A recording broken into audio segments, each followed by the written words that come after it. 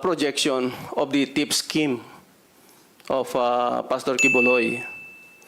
First on the recruitment and then the grooming.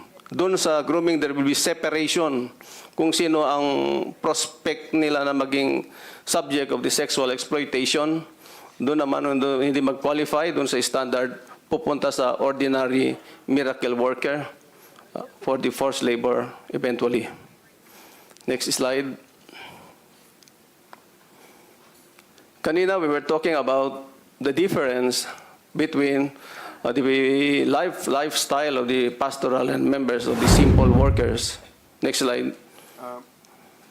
Just please return to one of the... Yes, General Torre. If, baka makalimutan na ni Colonel Marantan. This room is the bedroom of Mr. Quiboloy in the Bible school. Bible school. And there is a bedroom, something like that, looks something like that. With the twin, the lower right corner is the twin tub jacuzzi. Jacuzzi for 2 persons.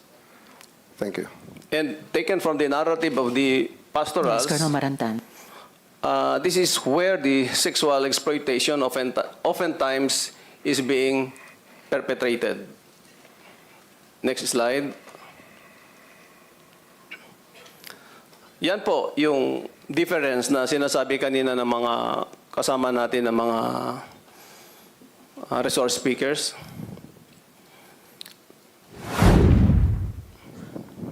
Next slide.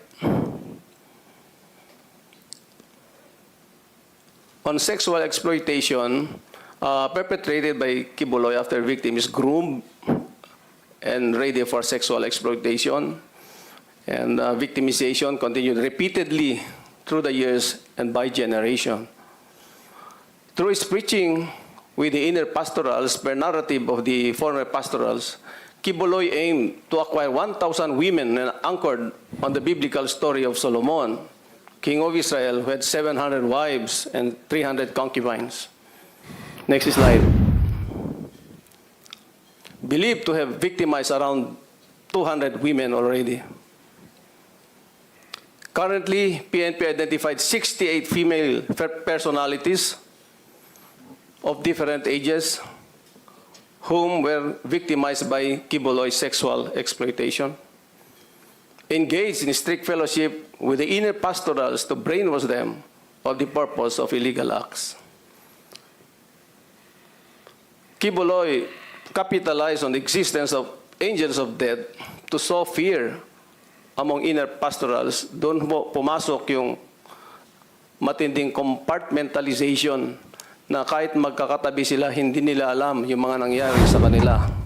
These inner pastorals who subjected themselves on the last rite, which is the performance of sexual activity with the Quiboloy himself.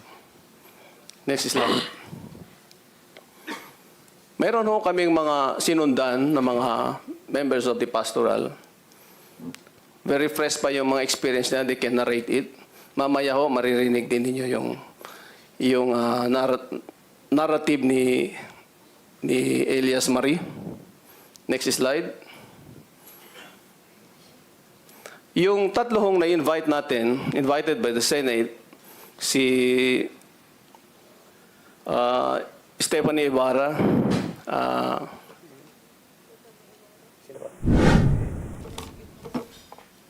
and 3 of them, pwedeng i-refer ko lang.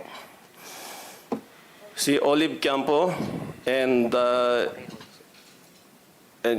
Jack Holtz, ay hindi ho nag-respond sa invitation by the Senate. Pinapakita ho namin sa inyo ang due diligence performed by the members of the DCPO. Pero apparently, they did not heed to the invitation of the Senate, especially Stephanie Ibarra. Next slide. Yan po yung mga efforts. Every day, pumupunta yung mga policemen natin doon sa alam ng mga address nila. Next